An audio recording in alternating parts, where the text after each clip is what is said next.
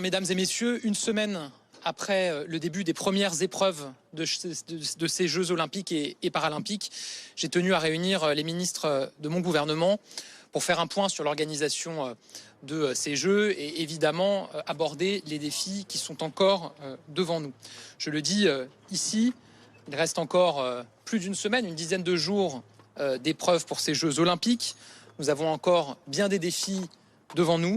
Chacun est mobilisé, l'intégralité du gouvernement est pleinement aux commandes pour garantir la réussite de ces Jeux olympiques. Cette réunion, je le disais, a été d'abord l'occasion de tirer un bilan très positif de la première semaine de ces Jeux, de cette première semaine d'épreuves. Un succès sportif, d'abord, avec un début de Jeux historique pour la France, et nous avons tenu collectivement à saluer les exploits de nos athlètes. Ils font notre fierté et ce n'est, je crois, qu'un début. Un succès d'organisation aussi, le défi est immense. Nous n'avons pas choisi la voie de la facilité, qu'il s'agisse de la cérémonie d'ouverture ou des lieux qui ont été retenus pour l'organisation des épreuves. Depuis des mois, des années, beaucoup de professionnels du défaitisme expliquaient à longueur de journée que nous n'y arriverions pas et pariaient sur un échec de cette organisation. Nous avons cru dans ces Jeux, cru dans la France, dans son trésor inestimable de ressources et de capacités à se projeter, à faire rayonner notre pays. Et je crois que nous avons eu raison, sous l'autorité du président de la République, de faire ces choix. C'est le fruit du travail qui a été mené depuis des mois, donc, par la ministre Amélie Oudéa-Castéra, que je veux saluer, par Paris 2024, par toutes celles et ceux qui participent à l'organisation des épreuves. Il y a eu une mobilisation constante du gouvernement, de l'État, de Paris 2024, je le disais, présidé par Tony Estanguet. Il y a eu une mobilisation absolue, je veux le dire aussi, des collectivités locales, notamment de la ville de Paris, de la métropole du Grand Paris, de la région Île-de-France, mais de beaucoup d'autres collectivités qui ont participé à l'organisation de ces Jeux. Je vais en profiter pour rendre aussi un hommage appuyé aux 45 000 volontaires qui participent directement à l'organisation de ces Jeux, qui viennent de toute la France, et on peut même le dire du monde entier, et qui bénévolement contribuent à la réussite de ces Jeux et à l'organisation des différentes épreuves. Bien sûr, même si, encore une fois, on est loin d'être à la fin de ces Jeux et il ne s'agit en aucune manière de baisser la garde, cette première semaine est aussi une réussite d'un point de vue sécuritaire. Et vous savez combien cet enjeu est au cœur de l'organisation de ces Jeux. 30 000 policiers et gendarmes, 10 000 militaires sont encore mobilisés au quotidien à Paris. Aucun incident majeur ou notable n'est à déplorer à ce stade. Je veux remercier la mobilisation remarquable et constante du ministre de l'Intérieur Gérald Darmanin, en lien avec les préfets, le préfet de région Île-de-France, le préfet de police de Paris. Je veux saluer l'engagement remarquable de nos forces de l'ordre, de nos forces armées qui concourent aussi à la sécurité de ces Jeux. J'ajoute que la mobilisation des forces de l'ordre est totale sur tout le territoire national. Partout, les commissariats sont pleins. À travers le pays, l'activité policière est triplée par rapport à la normale dans les étés précédents. La sécurité des Français et la sécurité des Jeux Olympiques sont indissociables. Il n'a jamais été question de déshabiller l'un pour habiller l'autre. C'est l'ensemble de la sécurité de nos concitoyens avec la sécurité des Jeux Olympiques qui est renforcée cet été. L'un ne peut pas aller sans l'autre. Nous sommes donc en première ligne pour assurer la sécurité des épreuves et des Français sur tous les plans. Je pense à la sécurité de notre espace aérien. J'avais eu l'occasion, il y a une dizaine de jours, de me rendre à la base aérienne 107 de Villacoublay, au centre opérationnel de lutte anti-drone, pour échanger avec les militaires qui organisent cette lutte anti-drone. Il y a eu, depuis le début de ces Jeux, une trentaine d'alertes concernant des drones. Tous ont été interceptés et 27 personnes qui les pilotaient ont été interpellées. Il s'agit, dans la quasi-totalité des cas, de touristes, de spectateurs qui ignorent ou feignent d'ignorer les règles. Et je le rappelle que la règle est l'interdiction du survol par drone. Je pense également à notre sécurité cyber. Je me suis rendu il y a quelques jours, juste avant la cérémonie d'ouverture, au centre opérationnel de l'ANSSI, l'Agence nationale de sécurité des systèmes d'information. Vous savez combien la sécurité cyber est majeur dans l'organisation de ces Jeux et je salue le secrétariat général à la défense et à la sécurité nationale. D'ores et déjà, depuis le 22 juillet, 68 cyberattaques qui visaient l'organisation des Jeux ont été détectées. 2 d'entre elles, le 25 juillet, ont visé des sites olympiques, les sites de Bercy et de la Villette. Toutes ces cyberattaques, les 68, dont les 2 cyberattaques qui visaient des sites olympiques, ont été détectées dans les temps et ont été déjouées.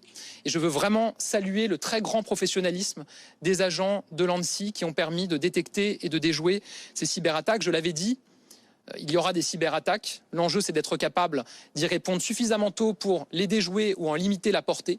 C'est ce qui a été fait par nos services depuis le début de ces Jeux. Évidemment, là aussi, notre vigilance restera totale dans les jours et les semaines à venir. Enfin, je pense à la sécurité de nos réseaux ferroviaires et plus largement de nos réseaux d'énergie, d'électricité, de gaz, de communication. Après les sabotages et les tentatives de sabotage qui ont eu lieu, nous avons décidé d'augmenter la surveillance sur l'ensemble de nos réseaux. Mesdames et messieurs, il reste encore, je le disais, une dizaine de jours pour les Jeux Olympiques et des moments particulièrement importants à venir. Je pense au marathon, je pense aux épreuves de cyclisme, je pense à la cérémonie de clôture qui tous sont des défis organisationnels et sécuritaires. Seuls 25% des sessions sportives ont eu lieu. Cela veut dire qu'il reste 75% des sessions sportives qui sont devant nous. Le défi est donc encore devant nous. Je le redis ici, personne ne manquera à l'appel et à la responsabilité. Tout le monde est sur le pont à 100% pour la réussite de ces Jeux, comme tout le monde sera sur le pont pour la réussite des Jeux paralympiques. Chaque jour réussi est une victoire pour tous les Français, une raison de plus de croire en notre pays. Ces Jeux nous rendent fiers. C'est aussi toute une maison France qui brille. Parce qu'évidemment, le gouvernement, l'État est mobilisé. Mais je le disais, les collectivités locales le sont tout autant. Paris 2024 l'est tout autant. C'est une pluralité d'acteurs avec le mouvement sportif qui nous rendent fiers. Parce que cette première semaine est un succès. Et nous allons nous mobiliser chaque jour, chaque heure, pour que les prochains jours le soient tout autant. Sous l'autorité du président de la République, la France sera au rendez-vous. Je vous remercie. Monsieur le Premier ministre, vous évoquez des cyberattaques déjouées, des drones interceptés. Est-ce que vous avez connaissance de projets terroristes, ou en tout cas de volonté de s'en attaquer matériellement aux Jeux qui ont été aussi détectés et déjoués depuis le début? Non, vous le savez, il y a une vigilance absolue aussi de ce point de vue-là, bien évidemment, qui est absolument centrale. Et je n'ai pas d'informations supplémentaires à ma connaissance qui permettent de dire qu'un projet identifié aurait été identifié et donc déjoué. Mais la vigilance est absolue et totale et elle le restera pour toute la durée de ces Jeux, comme elle l'est d'ailleurs de façon constante sur notre territoire. Monsieur le Premier ministre, une question concernant les outre-mer, les épreuves de surf au lieu à Tahiti. Quelques 28 athlètes et 22 nations. Est-ce que vous êtes satisfait de ces épreuves également en outre-mer et particulièrement en Tahiti? Oui, vous avez raison de le dire. Se déroulent en Polynésie française les épreuves de surf. La ministre des Outre-mer, Marie Guévenoux, est sur place pour représenter le gouvernement et ces épreuves donnent aujourd'hui toute satisfaction d'un point de vue organisationnel, d'un point de vue sportif. On a vu des performances remarquables, des images absolument magnifiques à couper le souffle. Évidemment que quand on parle de la fierté aujourd'hui d'être français, de la fierté de la France dans l'organisation de ces Jeux, on pense aussi aux épreuves qui se déroulent en Polynésie française et je vous remercie de mettre l'accent sur ce sujet. Est-ce que vous avez pris connaissance de l'article du New York Times justement qui aujourd'hui est tombé hier et qui concerne justement ces épreuves et qui remettent en cause en tout cas ces épreuves en disant que ces épreuves ont lieu sur des sites où il y a eu des essais nucléaires? J'ai pas connaissance de cet article, donc je ne peux pas le commenter. Monsieur le Premier ministre, comment vous pouvez nous dire comment ça se passe, le travail entre Matignon d'une part et l'Élysée d'autre part pour ces Jeux Olympiques? Comment ça se coordonne? Bon, il y a une coordination qui est complète. Vous savez, ça fait plusieurs années maintenant que ces Jeux sont préparés. Pour ma part, je suis Premier ministre depuis un peu plus de 6 mois. On a eu un certain nombre de réunions, à la fois à l'Élysée sous l'autorité du président de la République, à Matignon, dans la préparation de ces Jeux. Et la conduite de ces Jeux se passe de la même manière, avec une très grande fluidité. Est-ce que les discussions en coulisses pour faire avancer une coalition que vous appelez de vos voeux ont avancé? Comme vous disiez, il y a une semaine de compétition déjà derrière nous, ça veut dire une semaine en moins pour arriver à l'échéance de la fin des Jeux. Est-ce que vous voyez une coalition émerger? Bon, écoutez, c'est pas tout à fait l'objet de ce point presse ou de cette réunion que j'ai tenue en ma qualité de Premier ministre chargé des affaires courantes sur l'organisation des Jeux Olympiques et Paralympiques. Voilà, vous pouvez, je crois, vous référer à différents articles qui ont été publiés sur le sujet ces derniers jours. Et moi-même, j'aurai l'occasion, dans un autre cadre, de revenir sur ce sujet prochainement. Est-ce que la gestion des affaires courantes implique la situation au Proche-Orient avec la mort du chef du Hamas ? Bien sûr que dans la gestion des affaires courantes, notre activité diplomatique et le suivi que nous avons de la situation géopolitique reste absolu. Et sur ce sujet-là, je n'ai pas de commentaire à faire, mais je crois que le Quai d'Orsay a ou va communiquer sur ce sujet. Un message pour Léon Marchand. La polémique sur la cérémonie d'ouverture, on parle aussi aux États-Unis. Vous savez, un événement comme celui-ci, qui comporte une dimension sportive mais aussi artistique, crée nécessairement du débat. Il y a toujours une forme de subjectivité dans un tableau artistique.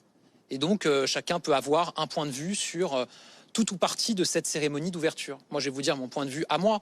Je pense que cette cérémonie d'ouverture a fait la fierté de la France.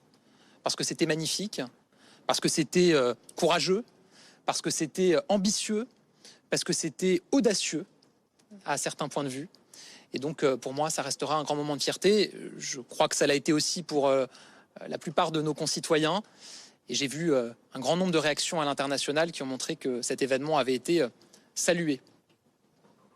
C'est une dernière question. Une dernière question. On a évoqué la Polynésie française à l'instant. Sur la Nouvelle-Calédonie, sur le ministre, Marie Guévenoux était en Polynésie française. Elle est toujours venue en Nouvelle-Calédonie. Que peut annoncer le ministre missionnaire? Non, mais je le disais il y a un instant et je l'ai dit le soir même où la démission de mon gouvernement a été acceptée par le président de la République. Dans la gestion des affaires courantes, il y a évidemment garantir que l'État fonctionne à bonne marche. Et il y a également la question de l'ordre public. Et donc la ministre des Outre-mer est totalement dans son rôle en étant aujourd'hui présente en Nouvelle-Calédonie, où il reste une situation de tension importante. Bien évidemment que je continue à suivre en ma qualité de Premier ministre chargé des affaires courantes. Un petit mot sur Maxime Grousset, notre nageur néo-calédonien. Ah, Amélie voulait ajouter, la ministre des Sports voulait ajouter, puisqu'on parlait de la Nouvelle-Calédonie. Petit clin d'œil à Maxime Grousset ce soir, notre nageur qui va s'élancer après les courses de Léon Marchand. Je pense que c'est aussi une belle perspective, une belle incarnation. Et on espère qu'il va aller nous chercher une très belle médaille sur ce 100 mètres nage libre. Merci beaucoup. Merci.